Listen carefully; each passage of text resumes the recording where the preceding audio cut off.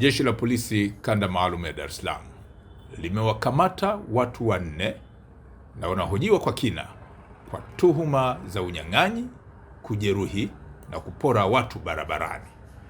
Tukio hilo limetokea tarehe 8 mwezi wa kwanza mwaka huu wa 2026 majira ya saa 8:40 mchana huko maeneo ya Mabwepande, Kinondoni, eneo la Mwendokasi.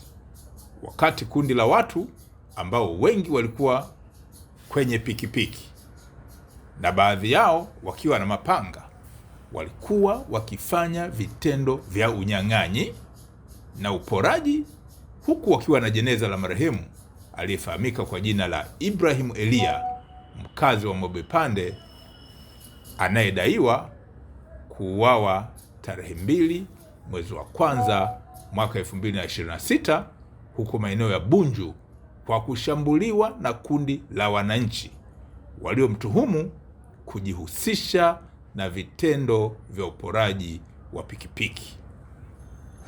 Walioporwa na kujeruhiwa na kundi hilo kwa siku ya leo ni Japhet Ndekile Kalanga, huyu ana miaka 41, ni mfanyabiashara na mkazi wa Mabwepande.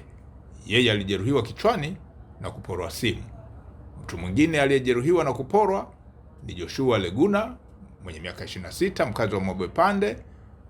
Lakini pia mtu mwingine alifahamika kwa jina la Abasi Mdoe, miaka 34, huyu ni mhandisi wa hospitali ya Mabwepande.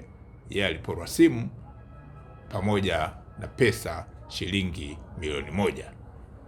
Mtu mwingine alikuwa ni Maria Lamek, miaka 28, mfanyabiashara mkazi wa Mabwepande, naye aliporwa na kundi hilo la watu waliokuwa na pikipiki, huku wakiwa na jeneza wakienda kumzika mtu ambaye nimemtaja kwa jina hapo juu.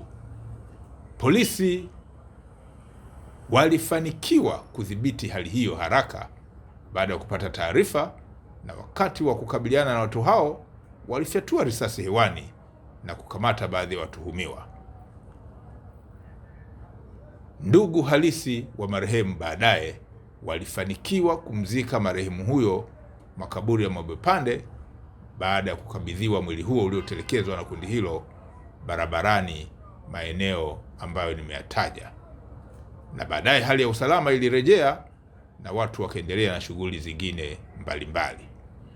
Polisi inaendelea kuwakumbusha watu wote kuendelea kujenga tabia ya kuzitii sheria za nchi na kuwa haitasita kuchukua hatua za kisheria kwa mtu au kundi lolote ambalo litakiuka sheria. ST Bongo, nyumbani kwanza.